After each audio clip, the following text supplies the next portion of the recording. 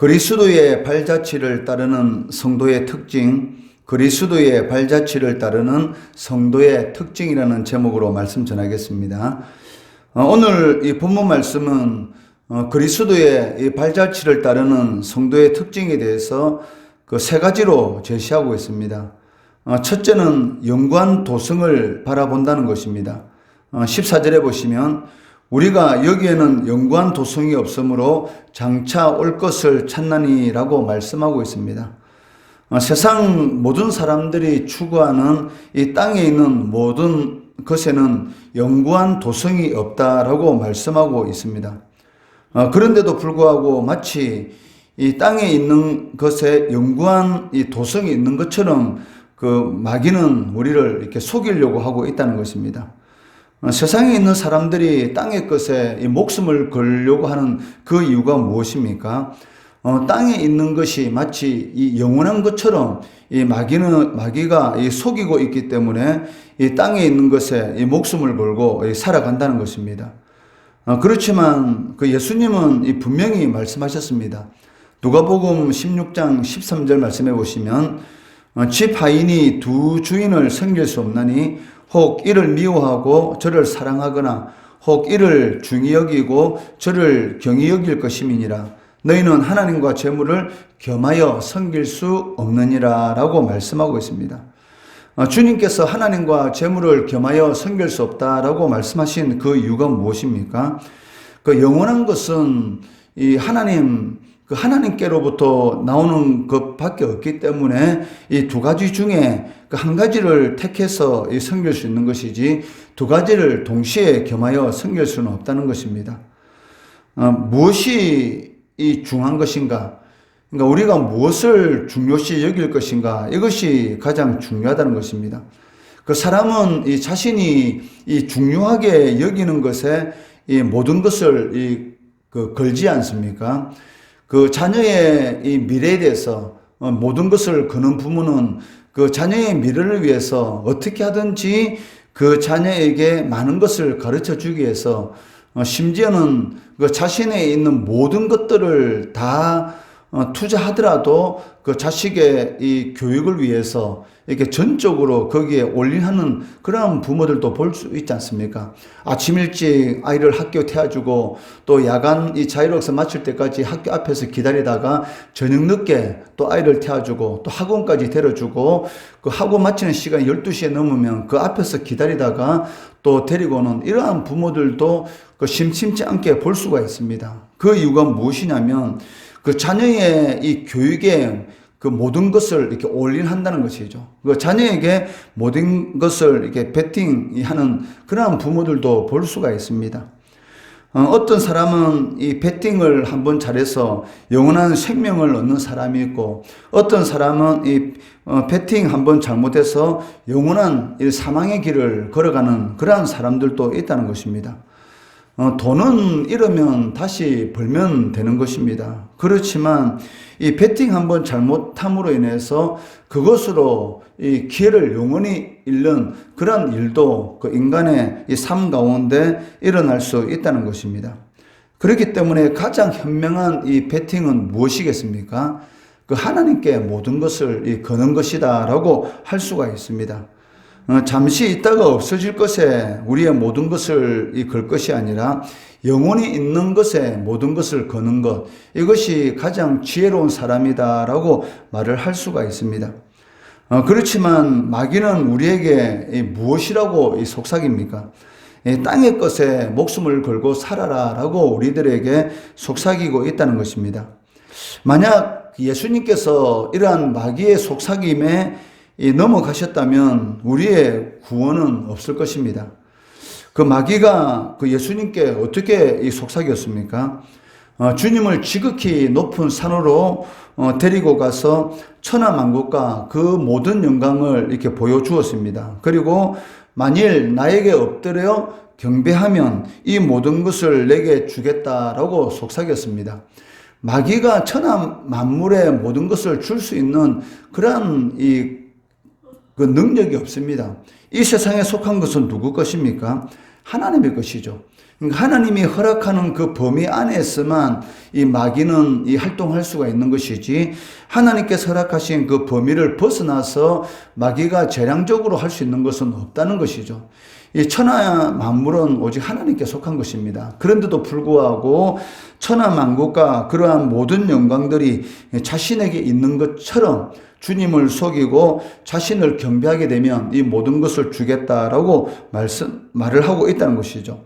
그때 주님께서 뭐라고 말씀합니까? 이 사탄아 물러가라. 하나님만 경배하고 하나님만 섬기리라. 그 이유가 무엇이냐면 천지 만물의 주인은 이 하나님의 것이기 때문입니다. 오직 하나님께 모든 것을 걸 때만이 우리들에게 승리가 보장된다는 것이죠.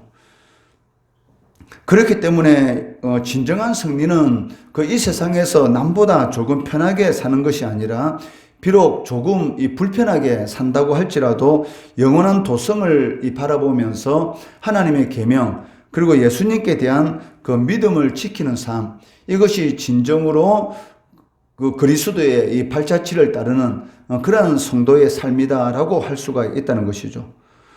두 번째는 이 그리스도의 발자취를 따르는 자들은 그 찬송의 제사를 하나님께 드리는 자들이다라고 할 수가 있습니다. 15절 말씀해 보시면, 그러므로 우리는 예수로 말미암아 항상 찬송의 제사를 하나님께 드리자. 이는 그 이름을 정언하는 입술의 열매니라라고 말씀하고 있습니다. 하나님께 이 찬송의 제사를 드리라라고 말씀하고 있는데, 그 이유가 무엇이냐면 그 예수 그리스도께서 완전한 제사를 이렇게 들으셨기 때문에 이제는 그 예루살렘 성전에서 드리는 그러한 이런 동물의 피 제사 같은 그러한 제사를 드릴 필요가 없다는 것입니다. 히브리서 10장 12절 말씀해 보시면, 오직 그리스도는 죄를 위하여 한 영원한 제사를 드리시고 하나님 우편에 앉으셨다라고 말씀하고 있다는 것입니다. 그러므로 이제는 입으로 올려드리는 그러한 신앙의 고백인 이 찬송의 제사를 하나님께 올려드리라는 것입니다. 그리고 15절 말씀해 보시면 이 찬송의 제사를 드리는 두 가지의 방법을 제시하고 있는데, 하나는 그 예수로 말미암아 드린다라고 말씀하고 있습니다. 요한복음 14장 6절 말씀해 보시면, 예수께서 이르시되 내가 곧 길이요 진리요 생명이니 나로 말미암지 않고는 아버지께로 올 자가 없느니라 라고 말씀하고 계십니다. 그렇기 때문에 이 불신자들은 그 하나님께 찬송의 제사를 드릴 수가 없습니다. 왜냐하면 오직 예수 그리스도를 통해서만이 하나님께 이 찬송의 제사를 드릴 수 있기 때문입니다. 그렇다면 불신자는 드릴 수가 없는, 오직 그 창세전에 하나님의 택한 하나님의 백성들만이 하나님께 찬송의 제사를 드릴 수가 있다는 것인데, 이것은 그 어마어마한 이 특권인 것이죠. 즉 아무나 드릴 수 없다는 것. 그러니까 세상 모든 사람들이 할 수 있는 그러한 일이라면 그것은 특별한 권리가 될 수가 없습니다. 그렇지만 오직 예수 그리스도로 말미암아 구원받은 하나님의 자녀들만이 천지 만물을 창조하신 하나님 앞에 찬송을 드릴 수 있다. 이것은 너무나 이 특별한 권리라는 것입니다. 그렇다면 과연 우리는 이 얼마나 이러한 특권을 사용해서 하나님께 영광을 돌리고 있는가? 혹시 이러한 특권을 이렇게 묵혀두고 있는 것은 아닌가? 그 하나님 앞에 나와서 예배드리고 찬송하는 것에 대해서 이 특별한 권리인데도 불구하고 마치 그 어쩔 수 없이 드리지 않으면 안 되는 그런 힘든 그런 의무로만 생각하면서 하나님 앞에 신앙생활을 하고 있는 것은 아닌지 우리가 우리 자신을 한번 돌아볼 필요가 있다는 것이죠. 그 하나님께서는 자신을 찾는 자들, 즉 하나님 앞에 기쁘게 예배하며 하나님의 말씀을 붙들고 살아가는 것을 이렇게 특별한 권리로 생각하며 살아가는 자들에게 상 주신다라고 약속하고 계십니다. 히브리서 11장 6절 말씀해 보시면, 믿음이 없이는 하나님을 기쁘시게 하지 못하나니 하나님께 나아가는 자는 반드시 그가 계신 것과 또한 그가 자기를 찾는 자들에게 상 주시는 이심을 믿어야 할지니라 라고 말씀하고 있습니다. 얼마나 하나님 앞에 이 찬양의 제사를 드리는 것을 특권으로 여기지 않는 그러한 이런 성도들이 많았으면 하나님께서 찾는다라고 이렇게 말씀하고 있겠습니까? 이 특별한 권리인데도 불구하고 그것을 이렇게 누리지 않고 있는 그러한 성도들이 너무나 많다는 것이죠.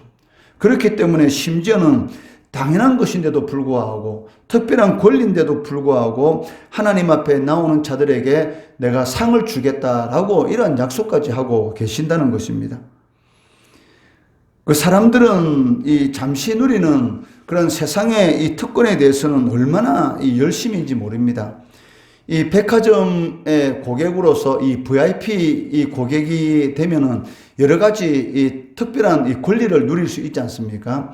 그러면 그러한 권리를 하나도 빠지지 않고 누리려고 얼마나 그렇게 이 백화점을 이게 들락날락 하는 것을 우리가 이렇게 볼 수가 있다는 것이죠.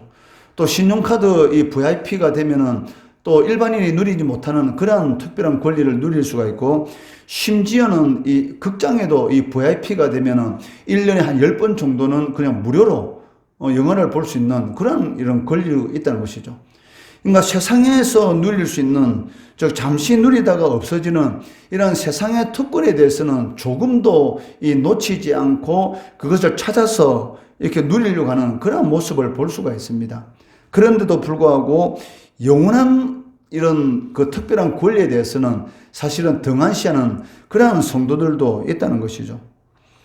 그렇지만 세상에서 누릴 수 있는 이런 VIP 이런 특권은 잠시 누리다가 없어지는 것에 불과하다는 것입니다. 그렇지만 하나님께 예배드리고 이 찬양하는 것은 영원한 생명을 가진 자들만이 하나님 앞에서 행할 수가 있다는 것입니다. 그 돈만 있으면 누구든지 백화점이나 신용카드 아니면 시네마의 이런 VIP는 될 수 있습니다. 그렇지만 하나님을 예배하고 찬양의 제사를 드릴 수 있는 이러한 특권은 오직 그리스도 안에서 택함 받은 그러한 사람들만이 누릴 수 있는 특별한 이 권리라는 것이죠. 이것이 얼마나 소중한 것인지를 우리가 모르기 때문에 아직도 하기 싫은 일을 억지로 하는 그런 어린아이와 같은 그런 신앙생활을 하는 성도들도 있다는 것입니다. 이것이 얼마나 그 어리석고 하나님 보시기에 답답한 것인지, 그렇기 때문에 하나님께서는 하나님 앞에 나와서 특별한 권리를 누리는 자를, 그러한 자들에게 내가 상을 주겠다라고 이렇게 약속하고 계시다는 것이죠. 그렇지만 의무적으로 하나님 앞에 이 찬양을 제사를 드리는 이런 자들, 즉 하나님 앞에 나와서 예배를 드리면서도 불구하고 그 예배 시간이 빨리 지나가도록 바라고 그 예배만 마치면 속히 그 자리를 떠나서 자기 하고 싶은 일을 하기를 원하는 그런 생각을 가지고 예배를 드리는 많은 이런 성도들이 있는데, 그러한 성도들에게 이사야 선지자는 이렇게 말을 하고 있습니다. 듣기는 들어도 깨닫지 못하며 보기는 보아도 알지 못하느니라. 하나님께서 지혜의 말씀을 주시는데도 불구하고 전혀 깨닫지 못하고 이 보기는 보는데 보지 못하는 그러한 안타까운 그러한 신앙생활을 하는 성도들이 많다는 것이죠. 이것은 너무나 불행한 그러한 삶을 살아가는 것입니다. 하나님께서 주시는 그 지혜는 이 세상의 지혜와는 비교 불가한 그러한 지혜입니다. 그런데 이러한 지혜는 그 숨겨져 있기 때문에 찾아야 하는 것이죠. 이 골로새서 보시면 예수 그리스도 안에는 모든 지혜와 지식의 이 보화가 숨겨져 있느니라라고 이렇게 말씀하고 있습니다. 그 그리스도 안에 있는 모든 지혜와 지식의 이 보물들은 하나님의 말씀을 들음으로 인해서 우리가 찾을 수가 있는 것이죠. 왜냐하면 하나님의 말씀이 지혜의 근본이기 때문입니다. 그런데도 불구하고 어떻게 하든지 그 짧은 그 예배 시간이 빨리 끝나도록 일주일에 한 번 드리면서도 불구하고 그 드리는 그 얼마 되지 않는 그 시간조차도 빨리 끝나서 자기가 하고 싶어하는 이런 세상적인 그러한 즐거움을 누리려고 하는 그러한 이 예배당에 앉아있는 그러한 모습을 볼 때에 하나님께서 얼마나 답답하겠습니다. 과연 그러한 이 마음의 자세를 가지고 예배를 드리는 과연 성도들에게 하나님의 말씀이 깨닫는 은혜가 임할 수가 있겠습니까? 그것은 불가능한 것이죠. 그렇기 때문에 성도들만이 누리는 그것은 이건 의무가 아니고 특별한 권리라는 그런 생각을 가지고 기쁜 마음으로 찬양의 제사를 올려드리는 그러한 자들에게 하나님께서는 상 주시겠다라고 말씀하고 있다는 것입니다.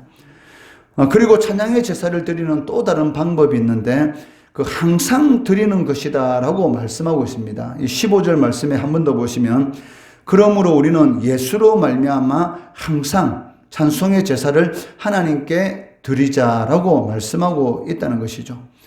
성도는 어떤 상황 가운데 처한다 할지라도 그 상황에 상관없이 항상 감사하며 찬양의 제사를 드려야 한다는 것입니다.